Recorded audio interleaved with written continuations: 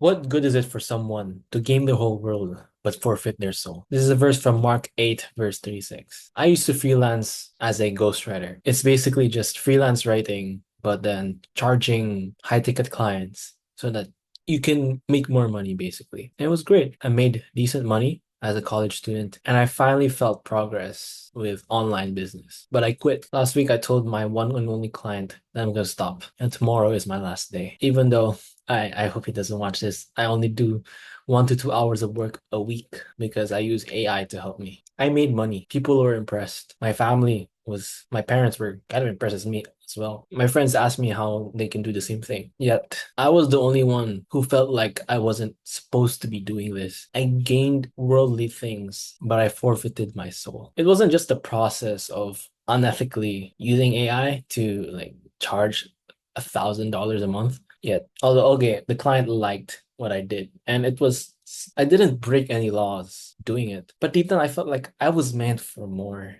Deep down, I really wanted to teach and help people, but I thought that it wouldn't make me money right away, so I stopped and I just chased money like all of the entrepreneurs online tell you to do. And seeing money going into your PayPal account every month, it's exciting at first for the first few months. But after the 8th month, the same pay for work you don't even like, with working for people you don't even care about, you don't even have a personal human connection with your client, and like the relationship can just end and like nothing, you won't feel anything.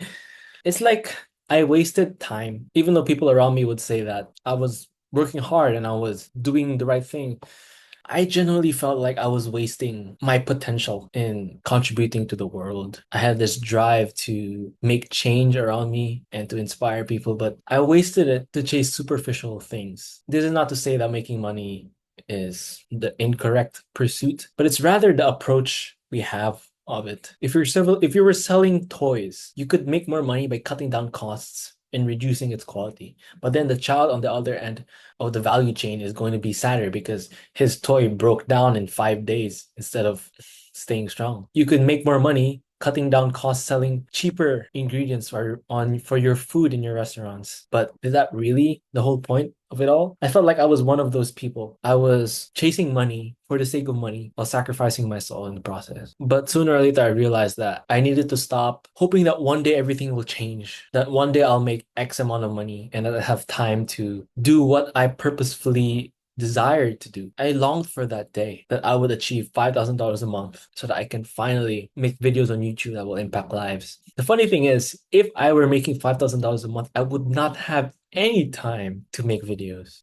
which is a blessing in disguise that I didn't take on more clients or more money. My friends who are watching this video, yeah, my friends watch my videos, which is great. I bet some of them will think they're confused on why Arlo is doing this and that Arlo will be a bad influence because he stopped trying to work hard and make money. But from the bottom of my heart, I believe this is the right thing for me to do. And I will suffer the consequences of not having money come to my bank account every month, which is perfectly fine because I'm still in my third year in college. I have a roof over my head, I have food on my plate. My parents willingly pay for my tuition even though I offer to. Like, this is a privilege to have.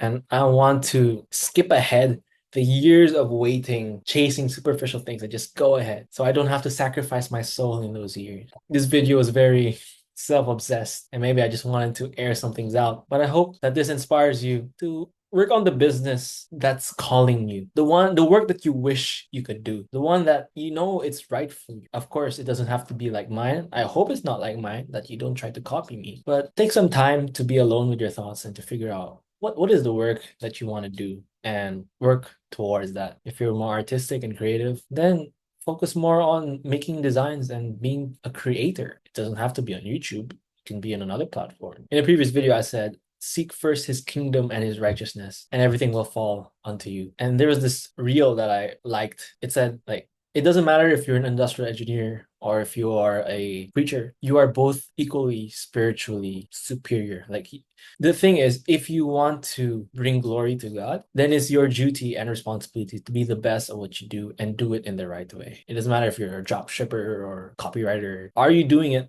to the best of your abilities, aligned with the purpose that God gave for you? And you're doing it because He gave you the gift of doing it. So whether you are a student studying a degree that you're kind of confused why you're taking it, or you're playing a sport but you're not sure where you want to go in your career, just do it to the best of your ability and offer it all up to God, because that is the soul. That's how I understand the verse. You don't want to forfeit your soul by chasing these superficial things that promise you completion in life, like followers, views, validation from others. Sure, these things are nice. I've experienced this and they feel good. But after that, you're just like sitting there and thinking, okay, what's next? It's like drugs. I've never taken drugs, but the way I see it is like you're always looking for the next high and it never fulfills you. And every time you get another high, it just feels more unsatisfactory. I don't want your life to be like you're addicted to drugs. I want your life to be like an everyday infinite game where you wake up, you